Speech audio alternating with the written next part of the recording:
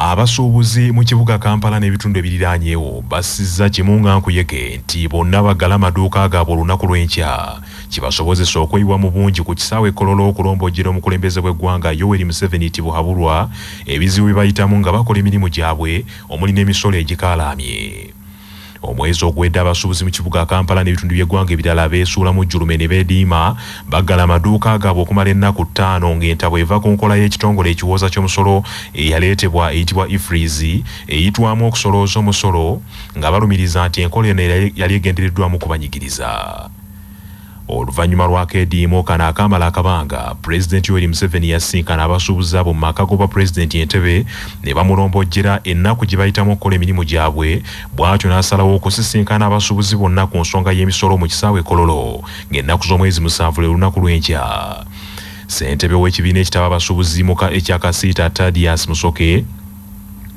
Thaddeus Musoke Nagenda ategeezezza nti mu nsisinkano eno gye babaddemu n'abakulembeze b'abasuubuzi bakaanyiza bayimirize emirimu gyabwe gyonna olunaku lw'enkya boolekera ekisaawe ky'ameefuga e Kololo mu Kampala basisinkane Pulezidenti Museveni kubanga tebalina kye bayinza kukola ng'emisolo gibali mu bulago.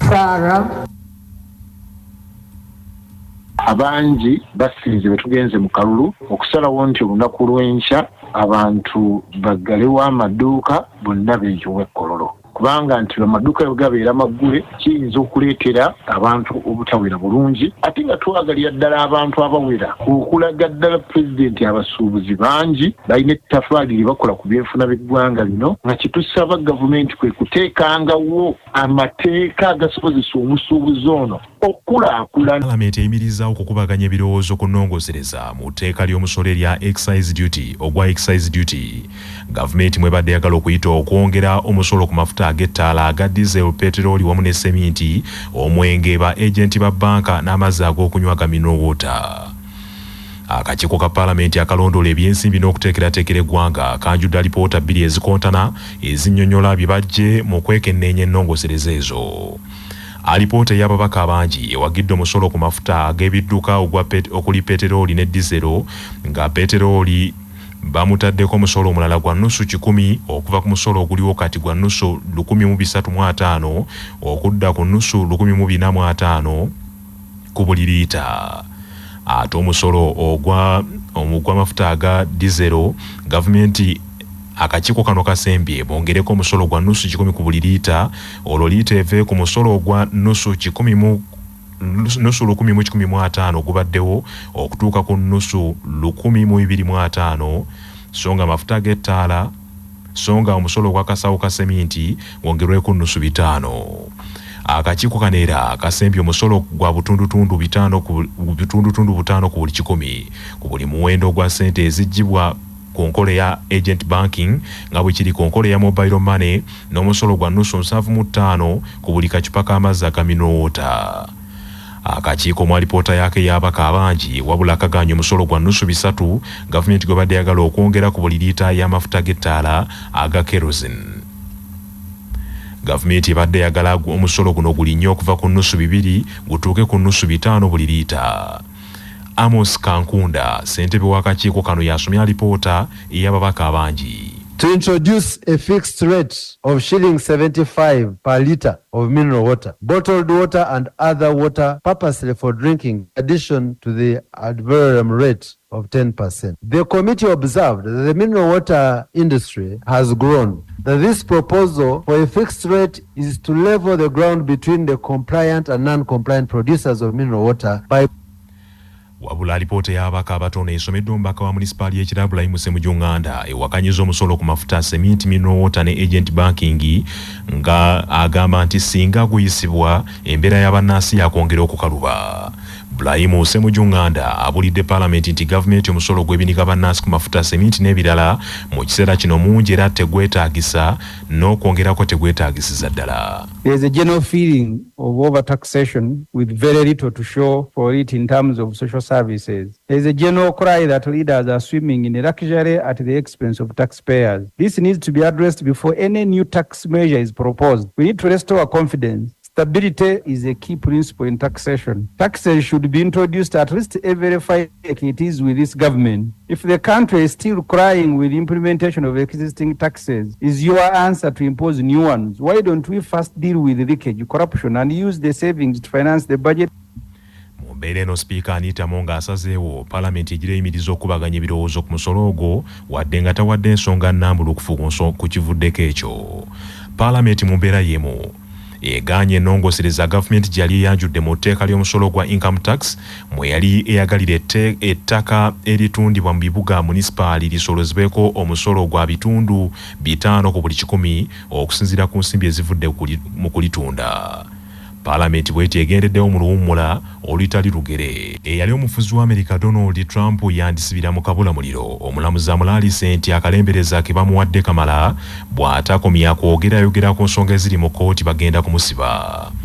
Donald Trump okuva lwe yatandika okuwera ennemba n'emisango 34 egyekuusa ku nguzi gyagambibwa okuwa omukyalo omumodozi Stormy Daniels azaalepuka n'abalamuzi ng'abalumiriza okuzinira ku ntoli za Joe Biden gw'ayagala okwesimbako. Omulamuzi olwaleero alabudde Trump nti emirundi giweze 10 ng'aziimula ekiragiro kya kkooti yamuwa ekimukugira okwogererayogereranga mu bantu n'ategeeza nti engasa ya $1,000 kkooti gye yassaawo buli lwamenya ekiragiro ekyo tekyalina makulu kubanga Pulezidenti Trump ssente asena ku nnyanja tazeeguya.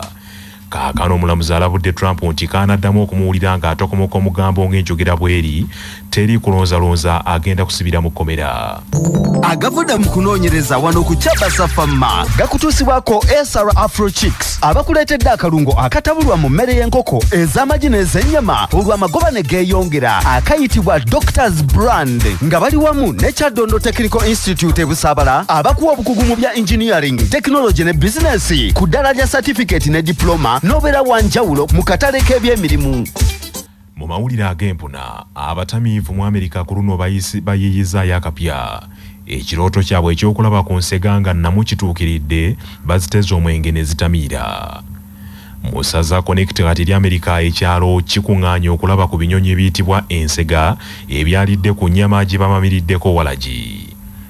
Amawulire gategeezezza nti ab'ekitongole eky'ebisolo by'omu nsiko basoose kutya nga balowooza nti birwadde wabula baagenze okubyekebejja nga walagi gwe byanywedde yabisibye amagulu tebisobola yadde okuyimirira. Bannaffe amawulire ag'essaawa eno kangamalirize mu bufunze. Olukiiko lwa Buganda olutudde olwaleero nga lukubirizibwa omulangira Patrick Luwaga Mugumbule luyisizza ebiteeso 9 ebivudde mu nsisinkano ey'olutuulo olwokusatu. Abasuubuzi mu kibuga Kampala n'emiriraano bassizza Kimunga-Nkuyege bonna baggala amaduuka agabwe olunaku lw'enkya kibasobozesa okweyiwa mu bungi mu kisaawe e Kololo okulombojjera omukulembeze w'eggwanga Yoweri Museveni Tibuhaburwa ebizibu bye bayitamu nga bakola emirimu gyabwe omuli n'emisolo egiyitiridde. Eyaliko omufuzi wa Amerika Donald Trump yandisibira mu kabulamuliro. Omulamuzi amulaalise nti akalembereza ke bamuwadde kamala bw'atakoma kwogera ku nsonga eziri mu kkooti bagenda kumusiba. Bannaffe amawulire ag'essaawa eno bwe gatyo bwe gagenze. Sigala naffe ku CBS FM ey'obujjajja. Nze Joshua Musaasizi Nsubuga agundegunda omuteregga.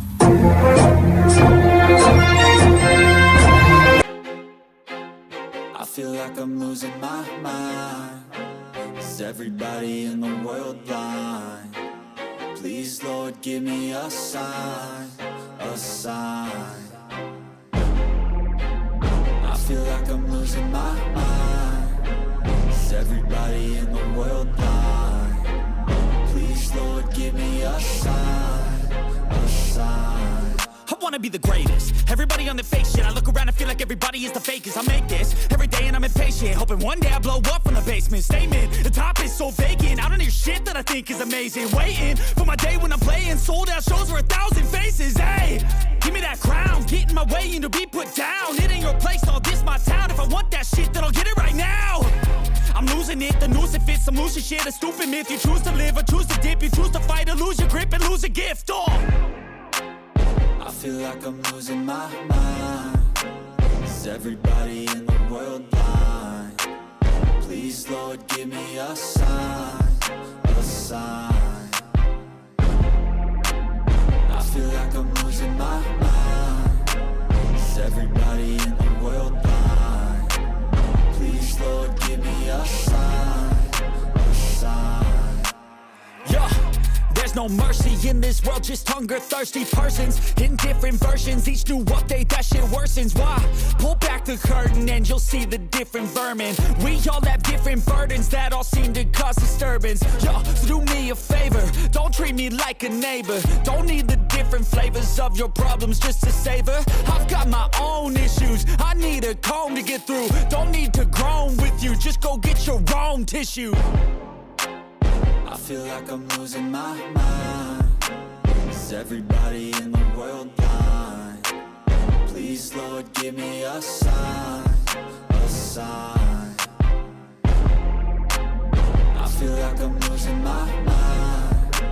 Is everybody in the world blind? Please, Lord, give me a sign, a sign. That's it, the end of the song. Next time you'll sing along. Trust me, there's nothing wrong. I just need to carry on, cause society's a myth put there to make you sit. Listen to what they give. Don't ask questions, shut your lid. Yeah, don't ask questions, shut your lid.